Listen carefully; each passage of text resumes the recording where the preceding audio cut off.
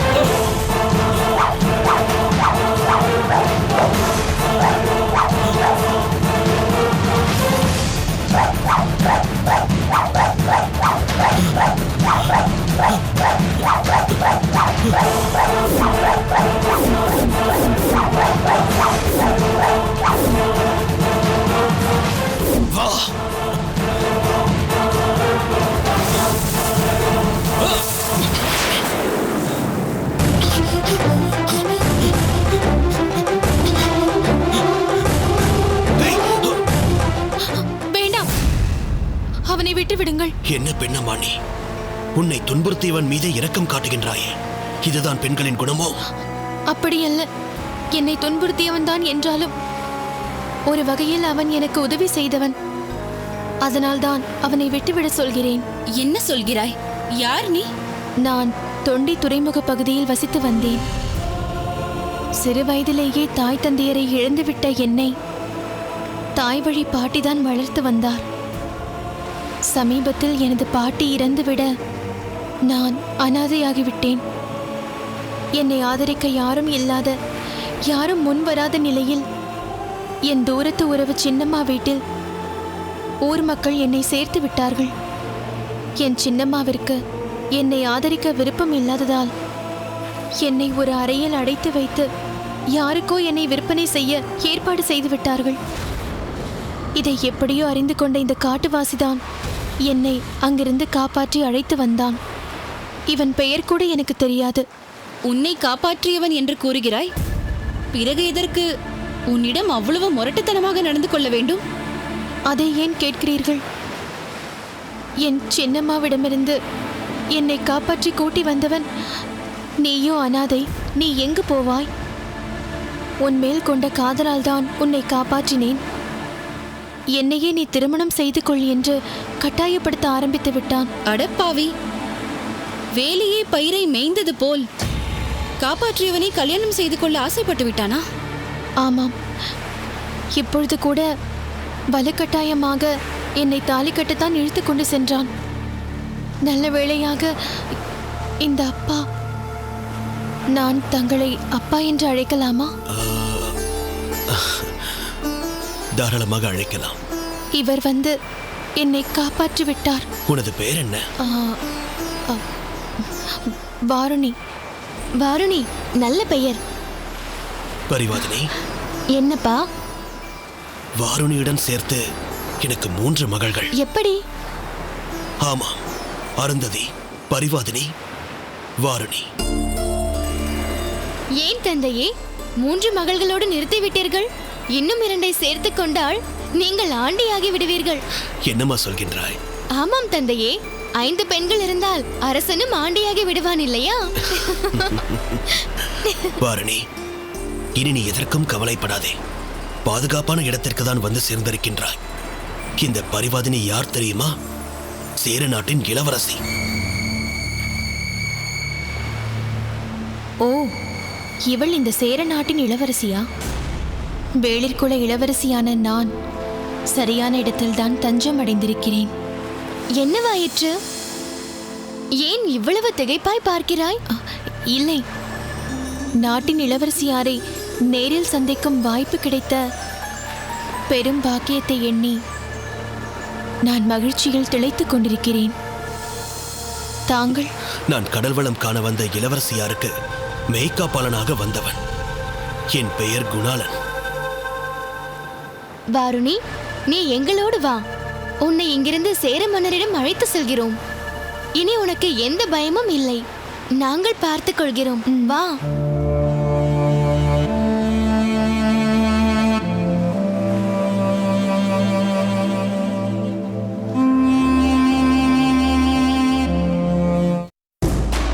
பாண்டிய மன்னரும் மகாராணியாரும் தங்கள் மருமகள் மலர்கொடி மீது அளவற்ற பாசம் கொண்டவர்களாக இருக்கிறார்கள். மகாராணியாரை நலம் விசாரிக்க போன அன்று மலர்கொடி ராசி இல்லாதவள் என்று கூறியதற்கு மகாராணியாருக்கு பெரிதாக கோபம் வந்துவிட்டதே. இனி மன்னரிடமும் மகாராணியாரிடமும் மலர்கொடியை பற்றி பேச நேர்ந்தால் சற்று எச்சரிக்கையாகத்தான் அவர்களிடம் பேச வேண்டும். மாதுரி, மாதுரி! ஓ, மாதுரி அந்த மகேந்திரனுடன் எங்கேயோ வெளியே சென்றிருக்கிறாள் அல்லவா? அந்த நினைவே சிறிதும் இல்லாமல் நான் மாதுரி என்று குரல் கொடுத்துக் கொண்டிருக்கிறேன். இந்த மாதுரி தாயே தாயே என்று எப்பொழுதும் என்னையே சுற்றி வந்து கொண்டு அந்த பக்கம் இந்த பக்கம் என்று எந்த பக்கமும் செல்லாமல் எந்த நேரமும் என்னையே அட்டை போல் ஒட்டி கொண்டிருப்பவள். நாங்கள் இருவரும் இந்த பாண்டிய நாட்டிற்கு வந்தது முதல் மாதுரி மிகவும் மாறிவிட்டாள். ஏதோ ஒரு காரணத்தை கையில் எடுத்துக்கொண்டு வெளியிலேயே சுற்றி கொண்டிருக்கிறாள். என் கண்ணிலேயே படுவதில்லை. மங்கம்மா, வாருங்கள் தாயே, வாருங்கள். வா கலைவாணி, வா கருங்குழலி. உங்களை எல்லாம் சந்தித்து எவ்வளவோ நாட்களாகிவிட்டது. இளம்பழுதி மலர்கொடை திருமணத்திற்கு பின் இப்பொழுதுதான் உங்களை எல்லாம் மீண்டும் நான் சந்திக்கிறேன். பாண்டிய நாட்டிற்கு நான் புறப்படும் போதே உங்களை எல்லாம் சந்திக்க வேண்டும் என்று எண்ணிக்கொண்டிருந்தேன். இப்படி நீங்கள் மூவரும் ஒன்றாக வந்து என்னை சந்திப்பீர்கள் என்று நான் சிறிது கூட எதிர்பார்க்கவே இல்லை. உங்களை எல்லாம் இப்பொழுது பார்த்தது என் மனதிற்கு நிறைவாக இருக்கிறது. தாயே, எப்படி இருக்கிறீர்கள்? நலமாக இருக்கிறேன். தங்கள் கணவர் வீரபாகு ஐயாவையும் மகன் மகேந்திரனையும் பாண்டிய மன்னர் எனக்கு தந்த வரவேற்பு நிகழ்ச்சியில் நான் பார்த்தேன். இப்பொழுது உங்களையும் நான் பார்த்து விட்டேன். என்னம்மா கலைவாணி, நீ எப்படி இருக்கிறாய்? நலமாக இருக்கிறேன். கருங்குழலி, நீ எப்படி இருக்கிறாய்? நானும் நலமாக இருக்கிறேன். நான் பாண்டிய நாட்டிற்கு வந்ததிலிருந்து உன் அண்ணன் மகேந்திரன் தான் எனக்கு நிறைய உதவிகளை செய்து கொண்டிருக்கிறார். எங்களுக்கு இந்த தங்கும் இடத்தை தேர்ந்தெடுத்து கொடுத்தது கூட அவர்தான். எங்களுக்கு தேவையானதை ஏற்பாடு செய்து கொடுத்ததே அவர்தான். இனிமையாக பழகுகிறார். எதையாவது வேடிக்கையாக பேசிக்கொண்டு எப்பொழுதும் கலகலப்பாகவே இருக்கிறார். ஆமாம் கலைவாணி, நீ யாரையோ காதலிப்பதாகவும் அவரைத்தான் திருமணம் செய்து கொள்ளப் போவதாகவும் பேசிக் கொண்டார்களே, அது என்னவாயிற்று? எப்பொழுது திருமணம் செய்து கொள்ளப் போவதாக உத்தேசித்துள்ளீர்கள்?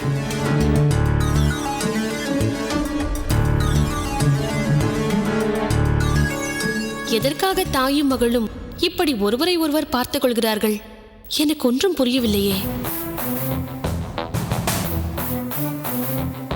அட, நான் தான் தவறு செய்துவிட்டேன். கலைவாணி எப்போது காதலித்தாள்? காதலித்தது கருங்குழலி அல்லவா? இப்பொழுது அனைத்தும் எனக்கு நினைவிற்கு வந்துவிட்டது. கருங்குழலி மகேந்திரன் காதலைத்தான் அவர்களது பெற்றோர் ஏற்றுக்கொண்டு திருமணம் நடத்த தீர்மானித்து விட்டார்கள். நான் தான் மாற்றி கலைவாணியிடம் கேட்டுவிட்டேன். கலைவாணி, என்னை மன்னித்து விடம்மா. நான் உன்னை குழப்பி விட்டு விட்டேன். கருங்குழலியிடம் கேட்க வேண்டிய கேள்வியை உன்னிடம் நான் தவறுதலாக கேட்டுவிட்டேன். கருங்குழலியும் உன் அண்ணன் மகேந்திரனும் காதலித்து திருமணம் புரிய தீர்மானித்தது பற்றி கருங்குழலியிடம் கேட்டிருக்க வேண்டும். நான் தவறுதலாக உன்னிடம் கேட்டுவிட்டேன். கருங்குழலி, உன் அண்ணன் மணிமாறன் எப்படி இருக்கிறான்? அவர் நன்றாக இருக்கிறார். அண்ணனிடம் சொல்லம்மா, அவசியம் நான் அவரை சந்திக்க விரும்புகிறேன் என்று. உன் தந்தையார் எப்படி இருக்கிறார்? அவரும் நலமாக இருக்கிறார். இப்பொழுது நீ சொல்லம்மா, எப்போது உனக்கும் மகேந்திரனுக்கும் திருமணம்? எங்களது பெற்றோர் எங்கள் இருவருடைய காதலையும் அங்கீகரித்து திருமணம் செய்து வைக்க தீர்மானித்து விட்டார்கள். ஆனால் எப்பொழுது திருமணம் என்று எனக்கு தெரியாதா? அதை அவர்கள்தானே தீர்மானிக்க வேண்டும்.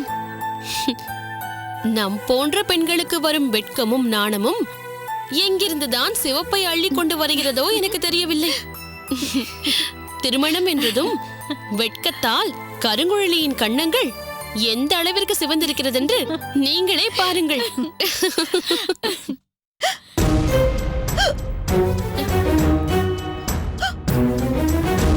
சற்று பொறுத்துக் கொள்ளுங்கள் தாயே, தண்ணீர் கொண்டு வருகிறேன். எங்கு தண்ணீர் இருக்கிறது என்று கூறுங்கள், நான் சென்று எடுத்து வருகிறேன். அதோ அந்த பக்கம் இருக்கிறது, போமா.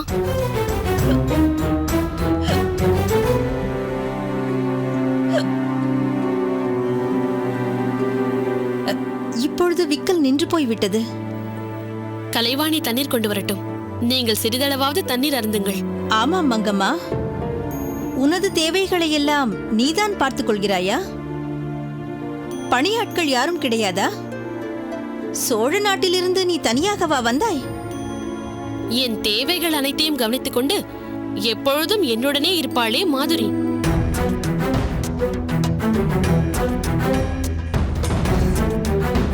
ஆமாம், அந்த மாதுரியை என்னுடன் அழைத்துக் கொண்டுதான் நான் பாண்டிய நாட்டிற்கு வந்தேன். அவளை எங்கே காணோம்? அதை ஏன் கேட்கிறீர்கள் தாயே? பாண்டிய நாட்டிற்குள் வந்ததிலிருந்து அவளுக்கு ஊரை சுற்றி பார்க்கும் ஆசை அதிகரித்து விட்டது. இப்பொழுது கூட அவள் உங்கள் மகன் மகேந்திரனை அழைத்துக் கொண்டு பாண்டிய நாட்டை சுற்றி பார்க்க சென்று விட்டாள். ஓ, அப்படியா? அம்மா,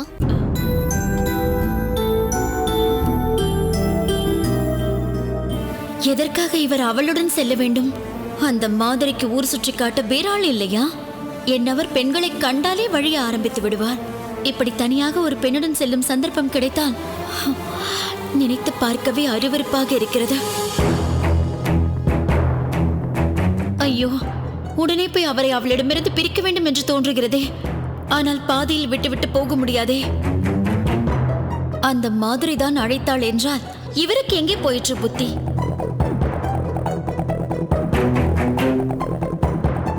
கருங்குழலி, தண்ணீர் எடுத்துக்கொள். இல்லை, எனக்கு வேண்டாம். சரி.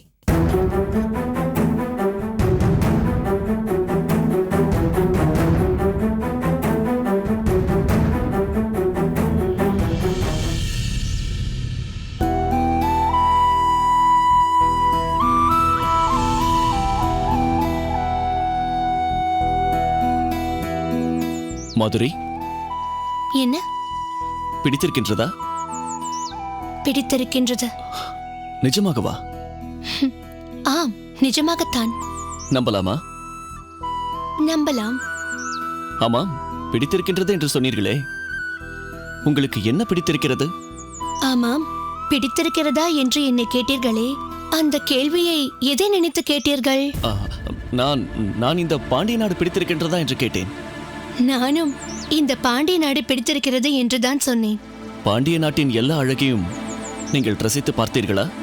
ஏன், என்னுடன் சேர்ந்து நீங்களும் தானே இந்த பாண்டிய நாட்டின் அழகையெல்லாம் ரசித்து பார்த்தீர்கள். நான் எங்கே பாண்டிய நாட்டின் அழகை ரசித்து பார்த்தேன்? சோழ நாட்டின் அழகை அல்லவா நான் ரசித்துக் கொண்டிருந்தேன். என்ன சொல்கிறீர்கள்? பாண்டிய நாட்டில் இருந்து கொண்டு உங்களால் எப்படி சோழ நாட்டின் அழகை ரசிக்க முடியும்?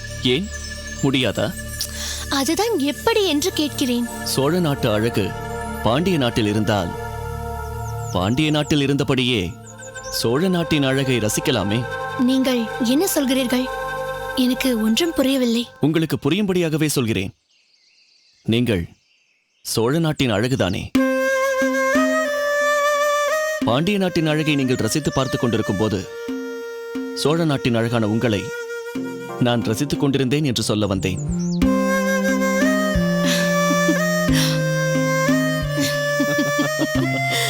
ஆக உங்களுக்கு என்னிடம் இத்தனை அம்சங்கள் பிடித்திருக்கின்றது.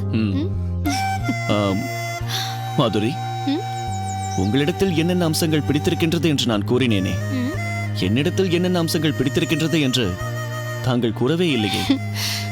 பிடித்த அம்சங்கள் என்றால், உண்மையை சொல்ல வேண்டும் என்றால் எனக்கு உங்களிடம் எல்லா அம்சங்களும் பிடித்திருக்கின்றது. ஆனால் ஒரு அம்சம் மட்டும் பிடிக்கவில்லை. மாதுரி, என்னிடத்தில் எந்த அம்சம் பிடிக்கவில்லை? நீங்கள் வாங்கள் போங்கள் என்று என்னிடம் பன்மையில் பேசுவது மட்டும் எனக்கு பிடிக்கவில்லை. உரிமையோடு ஒருமையில் நீ வா போ என்று நீங்கள் என்னிடத்தில் பேச வேண்டும். அதுதான் எனக்கு பிடிக்கும். அவ்வளவுதானே? இனிமேல் உன்னிடத்தில் நீ வா போ என்று ஒருமையிலேயே பேசுகிறேன். நான் உன்னை நீ வா போ என்று ஒருமையில் பேசுவதால் நீயும் என்னை நீ வா போ என்று ஒருமையில் பேசிவிடாதே. ஏன், நான் உங்களை ஒருமையில் அழைக்க கூடாதா? எனக்கு அதற்கு உரிமை இல்லையா? ஏன் உரிமை இல்லை? நெருக்கத்திற்கு அதுதானே அடையாளம்.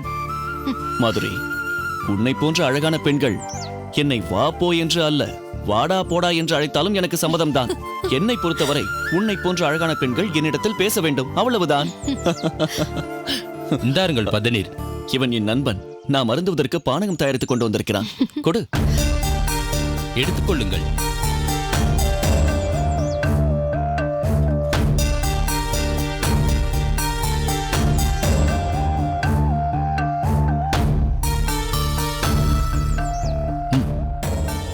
என்னடா இது?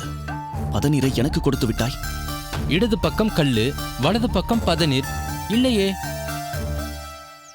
உனக்கு பதநீர். இல்லை, உனக்கு கல்லு, அவளுக்கு பதநீர். சரியாகத்தானே தந்தேன். கள்ளின் சுவைக்கும் பதநீர் சுவைக்கும் எனக்கு வித்தியாசம் தெரியாதா? முட்டாள்.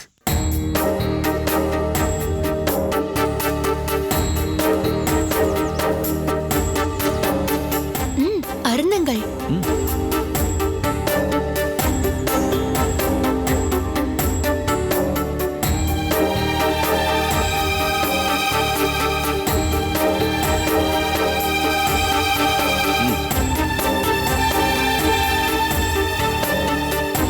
பானகம் எப்படி இருந்தது? மிகவும் சுவையாக இருந்தது. இன்னொரு குவளை அருந்த வேண்டும் என்பது போல் இருக்கின்றது. அடிப்பாவி, ஒரு குவளை கள்ளு குடித்தது போதாது என்று உனக்கு இன்னொரு குவளை கள்ளு வேண்டுமா? என்ன அமைதியாகி விட்டீர்கள்? இல்லை, நீ அருந்திய பானம் சற்று புளிப்பாக இருந்திருக்குமே. இல்லையே, மிகவும் சுவையாகத்தானே இருந்தது. கள்ளின் சுவை எப்படி இனிப்பாக இருக்கும்?